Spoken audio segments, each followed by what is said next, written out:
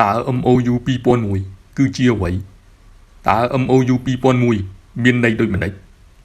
MOU 2001មិនមែនត្រឹមតែជាកិច្ចព្រមព្រៀងខាងបច្ចេកទេសប៉ុណ្ណោះនោះទេប៉ុន្តែវាក៏មានអត្ថន័យខាងនយោបាយធំធេងដែលសម្រាប់កម្ពុជានិងថៃព្រោះវាបង្ហាញឲ្យឃើញអំពីសុឆន្ទៈរបស់ប្រទេសទាំងពីរ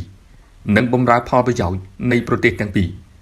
តាមរយៈការព្រមព្រៀងគ្នាលើក្របខ័ណ្ឌទ្វេភាគីដើម្បីធ្វើអាជីវកម្មរួមគ្នានៅក្នុងតំបន់ត្រួតស៊ីគ្នានៃខ្ពង់រាបបាតសមុទ្រដោយផ្អែកលើច្បាប់អន្តរជាតិហេតុដូច្នេះហើយកម្ពុជាពិតជាមានការសោកស្ដាយប្រសិនបើអនុសារណៈនេះត្រូវបានលុបចោលជាឯកតោភាគីដោយភាគីថៃ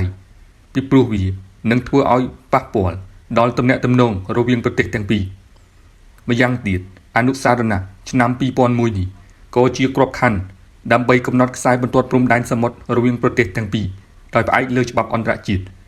ដែលជាការរួមចំណែកយ៉ាងសំខាន់ក្នុងការពង្រឹងសមត្ថភាពសហប្រតិបត្តិការ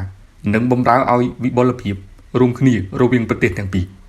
ក្នុងន័យនេះកម្ពុជានៅតែតាំងចិត្តគោរពអនុវត្តទៅតាម MOU ឆ្នាំ2001ទាំងខ្លឹមសារទាំងស្មារតី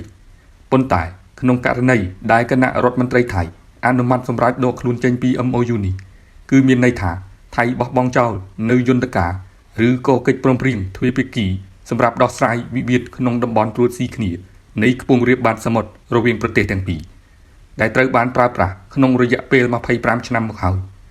ក្នុងករណី